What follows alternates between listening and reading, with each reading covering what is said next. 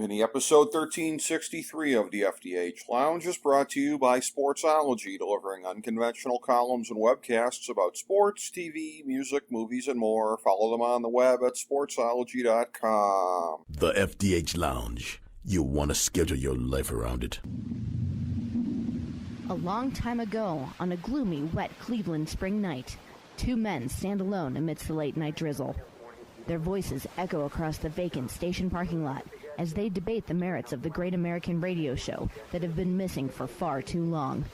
On that night, an idea was born. That idea became the FDH Lounge.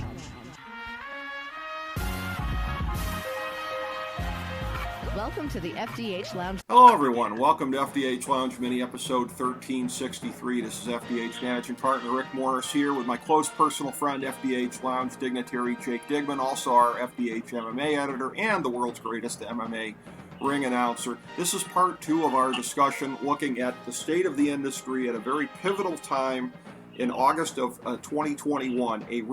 We're at the precipice of an enormous crossroads, as Little Carmine once said on The Sopranos, when you look at the WWE and AEW. Our previous discussion was about AEW. We now look at the WWE side. So much for leaving the best for last in this discussion here, but was originally going to be centered around the fact that SummerSlam's coming up, and we will touch on that and what will probably be the last glorious takeover, probably ever.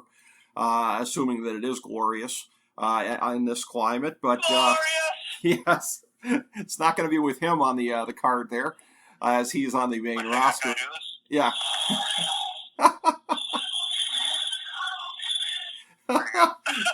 That's probably a copyright strike against me right there, but you know. It wasn't that stupid. I hope not. You know what? This will be a good test of the YouTube algorithm right now, because they get. I'm having to use the most generic music in the world for bumpers right now, Jake. I tell you, man, you can't even get away with playing hardly anything these days. And it's depressing. Yeah, it's depressing the way that's going. Much like the WWE product. So it's a very it all kind of ties in for this kind of doom and gloom segment. We were just talking about off air and crapping on the concept of Goldberg wrestling for the world title against Lashley, and what's going to be a pointless match between two guys that are combined probably about 95 years old apparently, and just what a garbage match that is going to be. And not a garbage match in the case of like a Nick Gage match. I just literally mean a hot pile of garbage. Between two guys that are not going to have the cardio to go more than 5 minutes in any kind of form or fashion. The first three rows will probably pass out from oxygen deprivation once these guys start sucking wind.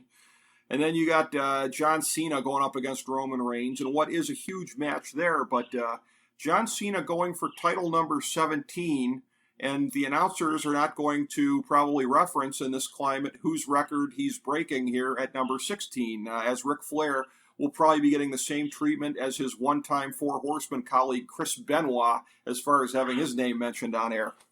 Wow. I mean, they can clearly mention his name on the air. Duh, Charlotte's dad. True. Hello. True. And John Cena attempting to break Charlotte Flair's dad's record. Yes, that's probably what it'll be. That's all you gotta do. Just, Use it to get her over, which, again, that's... They've been using Ric Flair for nothing more than to try to get her over the last couple of years anyways, as she's been Triple H reincarnated with the golden shovel burying everyone else in her path. Listen to me sound like Smart Mark circa 03 as I talk about Charlotte Flair. But, wow, your tune has changed from our last recording to this one. This is going to be fun. Well, Jake, you went from optimistic wrestling is fun to I hate this stuff. Why am I here? Jake, we go from a promotion that I truly love and cherish in AEW to talking about this crap with an over-the-hill Vince McMahon in there and destroying the only part of WWE that me and you found enjoyable, which was the treasure of the super indie within, NXT. Now, granted, I wasn't paying as close of attention to NXT when it was up against AEW. I would go back and forth a little bit, but honestly, I was giving NXT the short shrift on that the more that I grew to love AEW. But NXT, I've been watching it more on Tuesdays once it was unopposed. And again, the jewel of the company. Now, that's not saying much, but creatively speaking, and as far as, entertaining matches and storylines and everything else like that, ironically, the brand looked upon as developmental, so much more entertaining to me than Raw or SmackDown. And to me, SmackDown's better than Raw. I don't equate Raw and SmackDown, but I'm more than tired of the Roman Reigns thing on top. On SmackDown, it's going to be a year of him on top at SummerSlam, the inevitability that he's going to hold the title until WrestleMania. And this is a thing where, again, as you look at it, it just is that you talked about it in our AEW discussion, that you're finding the thing with the Elite to be a little bit kind of dragging on and kind of endless and whatever. And I agree with you on that. I agree with you on the whole Elite reign of terror in AEW. It's time to move on to something else, but at least they will at some point. With the WWE, you're always hostage to the calendar of the next year's WrestleMania, and they're building to something with him and The Rock, or God forbid this thing of like The Rock and one of the Usos against Roman Reigns and one of the Usos. Talk about watering that thing down, but they might have to do it to make it palatable to Rock's Hollywood bosses. So whatever the match is going to be at WrestleMania, at this point, I bemoaned to you when we did our WrestleMania coverage, Roman Reigns having the belt another year, and you said it's a match that doesn't need the belt. I agree with you, but the problem is the old out-of-touch guy that runs the company doesn't agree with us, Jake, and he thinks that match is going to be watered down if Roman Reigns drops the title between now and Mania. Who's to say between now and Mania the old man's even going to have the company in his hands? Who knows what's happening at this point? And, yeah, it is a, it's like a tale of two cities, isn't it? It is. I mean, and this is the company that's flush in money purely off of the legacy of where they've been and the perception that they are the big leagues. Although, again, I would be terrified if I was working in that company there and if I was looking at the state of affairs and where things are going. And we'll talk about what you hinted about with the sale there. We'll get to that. But what I want to bring up, and I hinted about this to you off air, as far as the Pritchard Laurinaitis team coming back in to be Vince's right-hand men at the top. You look at, when you're looking at the upper echelon of the company these days, what do you see? Because in the entire era of, NXT, since it morphed out of being the stupid game show format that it was, or reality show, or whatever the hell you want to call it, to being an actual Fed, and it's basically been a time where they've brought in great workers from the indies by and large, and the NXT era of 2013 forward has been really, really super. Two guys who were there at the very beginning of that, Roman Reigns and Seth Rollins. They're the only two real guys of importance, I think, in this entire era that are in big positions that are left out of that era. Maybe you could put Big E in there. He's somebody that they're putting a little bit more emphasis behind, maybe. But that era, they're about the sole representatives of it. You've got Moxley that went over to AEW and any of the other ones who didn't stick in that position. You go back a couple of years. You go back to McIntyre and Lashley, and lo and behold, we're getting into when Bruce Pritchard was there the last time. These are guys that were there during, and I hinted at you when we were talking about Kyle Ross in the previous segment. I said, I'm going to reference a term I used with Kyle. And that was, after the class of '02, I used to talk about that the WWE had the lost generation because they never developed any big stars out of the next several years. Now, they've made Lashley a bigger star now, so after a year or two of doing nothing with him and jobbing him out. They've made him a bigger star now than he was in '06, '07, even when he had the Donald Trump match at WrestleMania. He was at WrestleMania this year as an actual world champion. So there is that. And McIntyre, and then the other big guys in the company, Cena and Orton from the aforementioned class of '02, Brock Lesnar when he comes back, class of '02. You've got Edge from the freaking Attitude Era. Are you seeing where I'm going with this? Is that hardly anybody from the last decade, hardly anybody past the time when Pritchard was here, because Pritchard, I think, got fired in '08. So we're going back now mostly to guys who were around the last time Bruce Pritchard was here. And you're a company that is trying to be forward-looking and compete with a company that is creating new young stars like they're going out of style? If I was in the WWE looking at the future, I'd be terrified, because they don't have the damnedest idea of how to make new stars right now, buddy. Well, I mean, we were just commenting a second ago about the NXT was on, and I mean, I'd be terrified if I worked for what's going to be the future. Like, the edict they have laid out completely destroys the idea of what you had mentioned earlier of NXT being the super indie fed. Yeah. That it was, is the reason we all fell in love with it. So, okay, no more talent over 30. So anybody that has any experience that can work and provide some skill, and, you know, I don't know about you, but, like, I'm 39. I'll give full disclosure to the audience, okay? So I'm 39. When I was in my 20s, I didn't know crap. Right. You know? Right. And then it's kind of like you kind of develop things, you learn things in your 30s, you master them in your 40s, and by the time you're in your 50s, you're like, okay, well, good. It's one of those things where it's like life is an interesting situation, and it's not a situation, but it's like how life works, especially, like, you know, if you look back in the history of professional wrestling, the best professional wrestlers hit their stride in their 30s and their 40s. Yeah. That's when guys are like, you know, oh my God, you've gotten, you know, you get the green, I don't say green, what's the word I'm looking for here? You get you gain experience, okay? Right. You gain experience, and you make it so much, it's Ric Flair won the 1992 Royal Rumble at 42 years old. Right. I find it absolutely hilarious, if this is true, that Vince McMahon did an edict that no one under 30, when his entire main roster is almost over 40. Right, right, and it's a thing of, like, it just looks like it's going to be nothing but, and I'm gonna use the phrase they won't use, big gym dummies.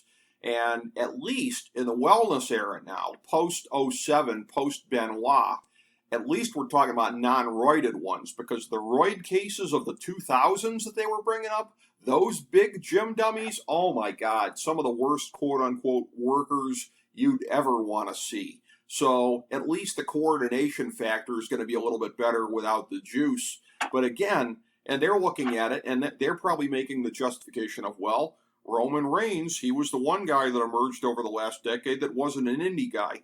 Yeah, he was also, what, like a third-generation freaking Samoan guy? Just because he wasn't on the indies. I mean, this is a guy that had wrestling in his blood. He might not have been out there doing indies, but this is a guy that was probably running the ropes as a kid at age 6 with his dad.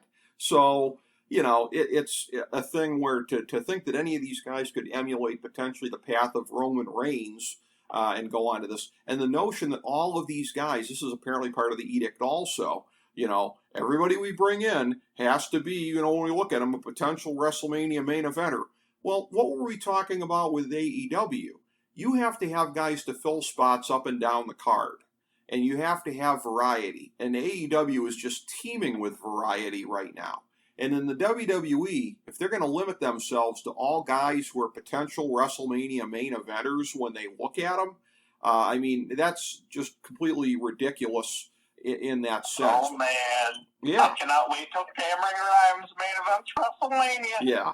Well, listen, I would pop for that. You know, I mean, again, I love most of the guys in NXT, but you know, we referenced this, and you had mentioned during our AEW segment toward the end there, getting your girlfriend to watch AEW with you, and I have a soft spot for her ever since I found out she was a fellow Keith Lee fan. Anybody who's a Keith Lee fan has very good taste, and it's a thing where, so again, he's one of my few favorites that I have in the company these days, and the way that they're jobbing him out on Raw, it's one of these things where it's almost like the optimistic scenario is he's about at the end of his contract and they're jobbing him out, which normally you wouldn't want to see somebody get jobbed out. But if it's the thought of like, oh my God, he could get paroled and go to AEW, you know, I mean, this is one of the guys they should be looking at building the company around. Which makes you sad as a wrestling fan. It does. It does. And listen, I don't want to see a situation, believe it or not, in all of this, right? I don't want to see a situation where AEW's got all of the stars because you get to a point like WCW circa 98, early 98, before it all really started to go to hell. And the way that they loaded up for, when they had Thunder coming in. And they had guys like Chris Adams that weren't getting used, and John Nord, and guys who had one time been a big deal. And they ended up just being jobbers because, well, somebody's got to be jobbers, right? So I don't want to see anybody in AEW get, relegated to that spot. And if they get too bloated, some good talents are going to be. I want WWE to have, particularly across their multiple brands, I want them to have some top talents that they're using well, and you do too. We're speaking this way not because we hate the company or anything like that, but because we want it to be something that makes us want to watch it again. I don't even watch it out of habit anymore. Mike Petak, our good friend, fellow dignitary, I was talking to him the other night. I still watch Raw out of habit. I said, I used to. I don't hardly anymore. A few minutes here and there. On Mondays.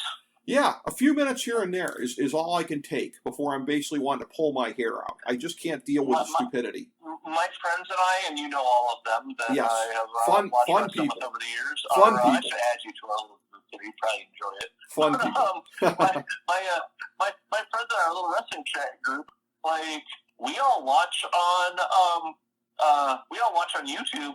And it was funny, my buddy Adam was like, he sent a message to the group, and it was, hey, my parents canceled their cable. How do y'all watch Raw? And we all responded with, we don't. Yeah. No, exactly. I mean, it boggles the mind that anybody would want to do that, because it's all just 50-50 booking. If somebody goes over 1 week, the rematch the next week is going to go the other way. It's going to be garbage gimmicks. It's the worst kind of wrestle crap type stuff. And the legitimate talents. I dare say it's worse than what WCW was. Here's the comparison I'm going to make, Jake Digman. Here, you're going to love this one. I always used to say that TNA Wrestling was a tribute promotion to the dying days of WCW, late 99 to 01. And WWE, especially Raw, has become a tribute promotion to TNA. That's how I see it. Oh, wow. Yep. Oh, wow. Yeah. Yeah. Wow. You're Rick Morris is pulling out. He just pulling out the big guns and fire right now and going, pew, pew. I am. It's horrible. It is as great as AEW is. That's how garbage their product is. Because, and here's the thing, it's not like they don't have within their own system the talents to be able to make these things happen. You and I used to envision back in the day, I remember having a conversation with you at one point, like, man, when they call up Undisputed Era, if they do like an outsider type invasion angle on Raw or SmackDown, think of all the good you could get out of that. Well, we'll never see that because you got Bobby Fish gone from the company altogether. That means there'll never be a reunion unless they call him back, and him being age 44, he doesn't meet that edict apparently. So Undisputed Era. Adam Cole, who's Adam Cole, who's about to be the hottest girl at the dance. Right. Well, yeah, and again, here's the thing. He loves Triple H and Shawn Michaels and idolizes them and loves working with them. But he's out from underneath their protection the minute he leaves NXT. And oh, by the way, not like they could, protect him that well if he stayed in NXT anyways, based on the way that direction's going and the way that the edicts are coming in from Stanford about what's going to happen with NXT, and it's all going to be the big gym dummies now. And when you're talking about bigger bodies overall, it's just all the more, incomprehensible that Bronson Reed gets released. A guy who's got, the larger-than-life body, albeit, yes, I'm not saying it's all muscular, but, they've had bigger bodies there like that. I mean, one-man gang kind of things, and he's a lot more mobile than one-man gang ever was. So I just don't really understand that whole, or Akeem, if you want to go that direction, whatever you want, whatever you know him by.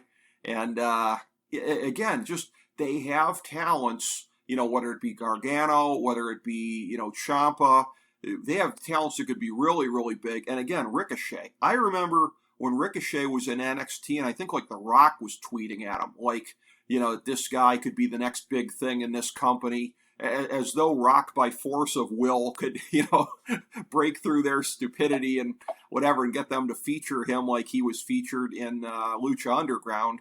as Prince Puma.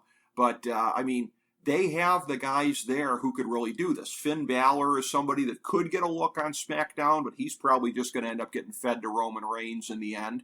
Cesaro, they acted serious about him for 2 seconds for the first time since he'd been there earlier this year.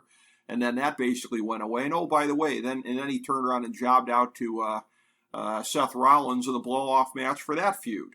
So it just on and on and on as far as the inability, the unwillingness to break outside of their own mold. And when I say they, I guess I mean he, Vince McMahon's mold of what is a star.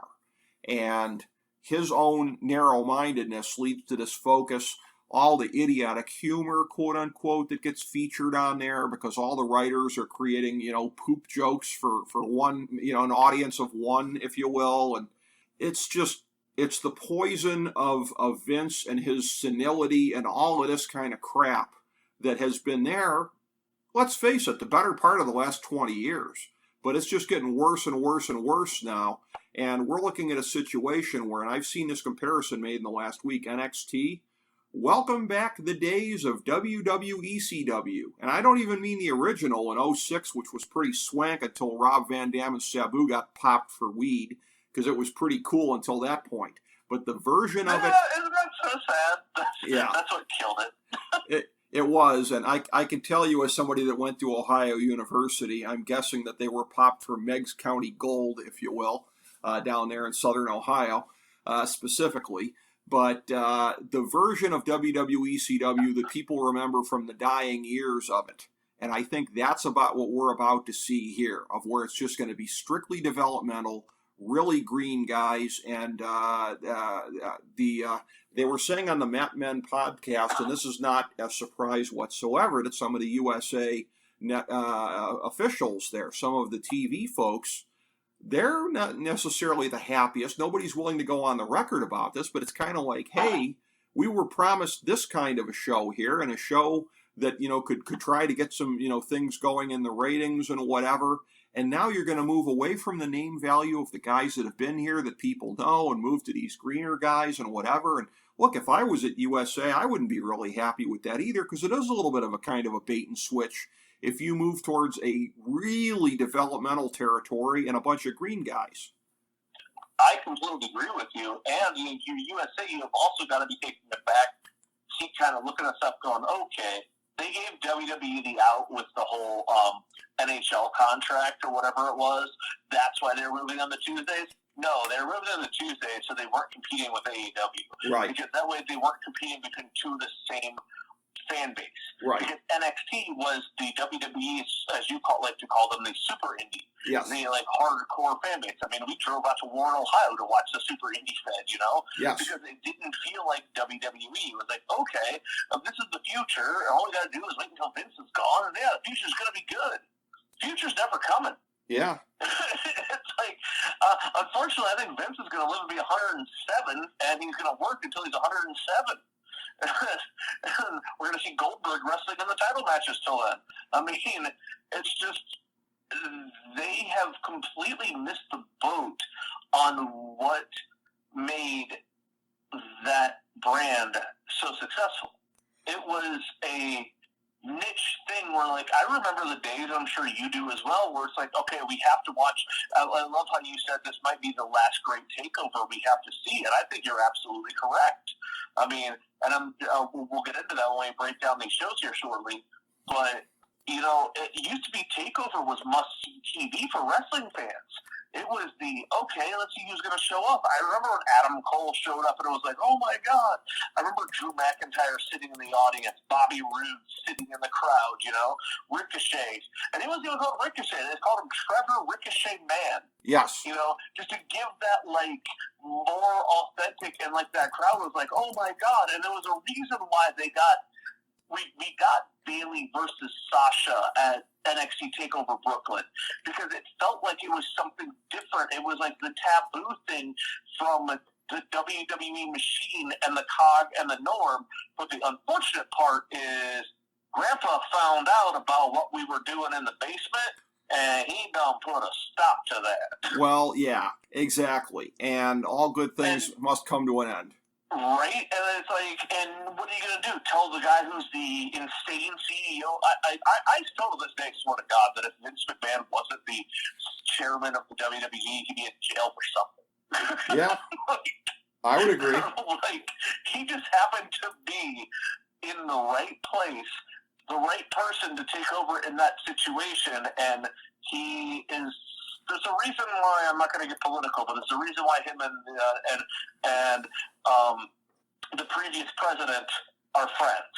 Sure. They have very similar personality traits. Oh, they're the same guy. And the reason why they can do business together, because of those similar personality traits, and they can feed off of those to each other. Yes. And I don't ever foresee Vince McMahon, unless you are going to, and I'm sure we'll get into this, unless you're going to give him a substantial amount of money that's going to take care of him and his children.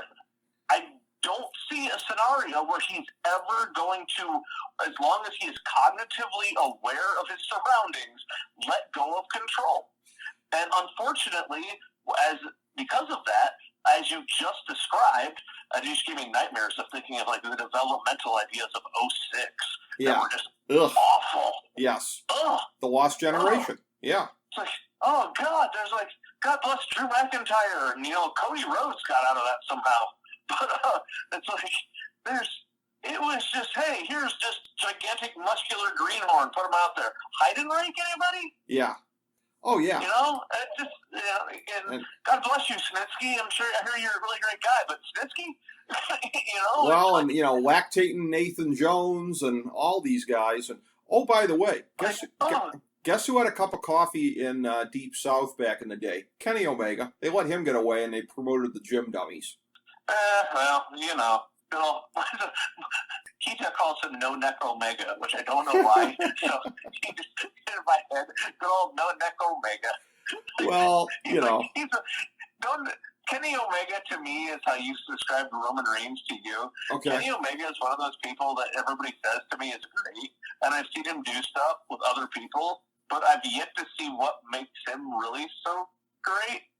So I'm not exactly, he's good, and he can wrestle good matches, but I don't know, he's just always he's like the little brother to the AJ Styles and the CM Punks that is never as good, but as long as they're not around, you'll never notice. Well, okay, that's interesting. And listen, different strokes for different folks, and, I'm fond of some guys that, some other people aren't as well, so, that's how that works. It is. I don't dislike him. I don't right. I don't hate him or anything. Oh, right. I just don't think he's as grandiose as others do, I guess. Well, right. And and that's kind of how I feel about. I don't think there's as big of a hardcore following for McIntyre or Lashley, but for the folks who For the folks who are into them, I feel the same way about them, of I just don't get it to that level at least. But, let me just say this, though, about what you said there, because I want to circle back around to the sale before we look at these two cards specifically, and that being that in an alternate universe here, because, again, Vince McMahon Jr., Vincent K. McMahon, whatever you want to call him, in the 70s, had to work his way up. This wasn't a thing of he was his father's, beloved, son, heir apparent. Now, this is a guy that grew up in a trailer park with his mom, who the dad had to kind of, work to take a shine to, if you will. It wasn't, a thing of where there was this immediate bond and, sonny boy, someday all this will be yours. And that Vince Jr. was helping to promote, I think it was a couple of the Evel Knievel specials back in the 70s. Yes. So he always wanted to do this, okay? But there's an alternate universe where something happens and the WWF doesn't pass into his hands, and he's out there, I would assume, starting up, whether it be an outlaw company to go head-to-head in some of these territories or whatever, but where he's having to do it on his own, as opposed to doing it with the history and the machinery of the WWF behind him, and then eventually take it national. We could see the same kind of thing because, Jake, you had referred to this before, and there was the future we always anticipated where he takes over for Papa Vince, and he institutes the NXT vision on a bigger scale. And that's looking like a world that's never going to come one way or another, just because that vision, if it becomes WWE CW, then that's not the vision that he had for NXT, along with Shawn Michaels. So it could be a thing. I've seen people joking about this, about Hunter in a couple of years, scraping up capital to go start a Fed somewhere that he would run, and who knows, could be outside the tent, and it could be, and again, will there be a non-compete if this comes to pass, but the notion of a sale. And I hear everything that everyone is saying on this, and I believe WrestleNomics has been pushing this for a while, or the notion that it looks like this.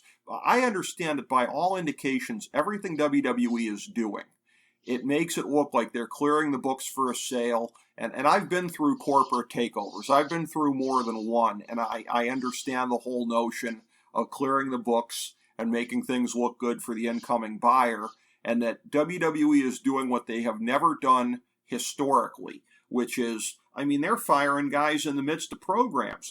Tyler Rust comes in as the Diamond Mine. They're running promos for weeks, and they've now S-canned a guy from the Diamond Mine within a month of debuting the faction.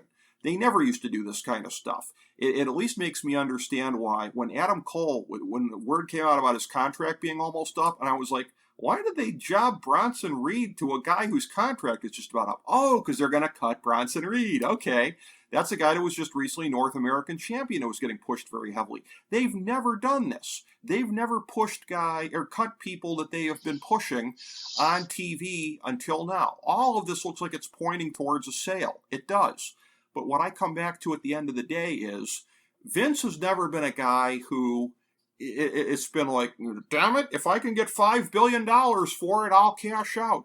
This is a guy who doesn't really take vacations away from this, who he's got to, have like a medical emergency to miss Raw or SmackDown for a week. Of like, this is what he lives for. What's his hobby? This is his hobby and his, profession and his everything.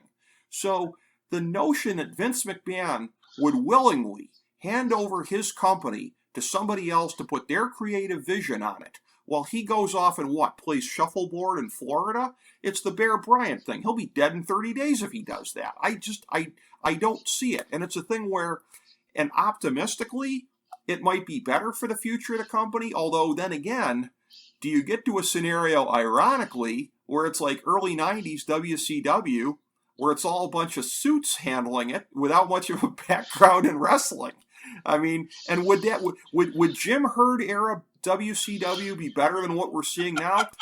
God help me, but you know what? I'd take WCW of 90, 91, or 93, three of the worst years ever. I'd take it over this slop.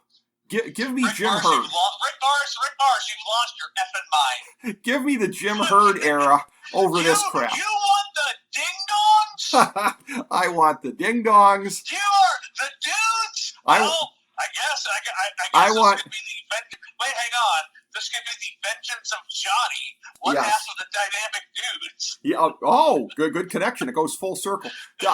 Jake Digman, I'm going to go a step further. I want the ding-dongs. I want the hunchbacks who can't be pinned. I want all of that stuff over what we're seeing now. Because you at least had Prime era Ric Flair and some of these other guys in there. Yeah, but here's the catch. You're not going to get Prime era Ric Flair, and you're not going to get all these other guys. Well, that's the problem. You're not. And the thing of it is that in looking at what's there now, and again, that you could look at it in a way of where, Vince might be tempted to cash out, and looking at it, if he had any sense of how bad the future was going to be in terms of their inability to create stars and where they're at right now, if he had the kind of perception that you and I are bringing to this conversation, he'd be looking to cash out. As long as he could find the suckers to do it, and those suckers would probably be at NBC Universal to put it under the Peacock banner once and for all, then that would probably be it. But he has no idea of how bad it is and how bad the future might be,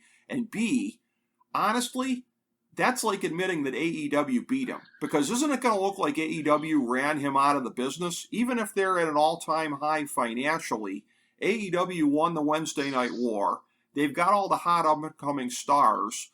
And honestly, we've never seen anything like this, Jake. I'm going to go back in history here, because even when the NWO was at its peak, 96, 97, beginning of 98, when they were dominating WWF during the, what was it? Yes, 83 weeks. You know what? The WWF still had Bret Hart, Shawn Michaels, The Undertaker, Mankind, when he was really starting to heat up, okay? There wasn't the imbalance of star power during the Monday Night Wars that there is now. There's a real imbalance in star power between the two companies, Jake. Two things. Number one, to go back on the comment you just made about Vince McMahon and not being able to, see the future, or him unwilling or unknowing what's going to happen in the future. He's the one that has kiboshed all of these people that would have been stars for him. Yes. If you look at all of the people that are, not all of them, you've got the ones that were also you have the Bucks and Omega and Adam Page. Yep. And a handful of others, right? Yep. The rest worked for him at one point. Right. And he was just like, it's my vision or no vision. It's like, so as far as him not selling out, I think he may smartly look at it and realize okay, crap. He's going up against kids he's created. True. But they're getting a chance to it's the thing where the same thing that Vince was once praised for in the Attitude Era is the same thing that now is his detriment, and it's him. Yeah. Because he's not the guy that, was in his mid-40s that was hip to the scene of what was going on, and he envisioned Stone Cold Steve Austin as himself. Now he's like the real-life pro wrestling Mr. Potter. He's just sitting there angry and I mean, I don't know. I did kind of laugh when he came out. It's the first thing that he said when he came out on SmackDown. Because what else would have been to say other than "Where the hell have you been?" Well, yeah. That's actually what what I would have personally envisioned he would say. So there's that. And then you mentioned earlier about the thing was like 83 weeks in the Attitude Era. Here's something that I completely forgot about, and I don't know if you forgot about this too, but it just over time it just kind of hit me. So everybody talks about the NWO and the rise of the NWO and the NWO movement and that happening at Bash of the Beach 96, right? Yeah. And the WWF's counter to that was what? Ultimate DX Warrior. And what's that? They brought in the Warrior right about the time of the NWO. Okay, correct. However, the thing that got the WWF out of the losing slump, I guess you could say, was Stone Cold Steve Austin, correct? When they eventually got behind him. And the roots of it were, yes. Ironically, Austin 316 actually happened before the words New World Order were ever spoken. Yes. And I completely forgot about that. Yeah. I was listening to a thing to someone's podcast recently, and they were talking about on the King of the Ring 1996, and I'm like, wow, Austin 316 happened a month before the NWO. Yes. But in your brain, when you think it in hindsight, you just kind of remember things as the end, because of the way, again, this goes back to the way the WWE has pitched things. Yeah. Is that the NWO was steamrolling and all of a sudden Stone Cold showed up. And it was like for some reason I always kind of imagined it at 97, but no, that was Triple H. And just one of those kind of the thing that made WCW happened a month later than the thing that happened that made the WWE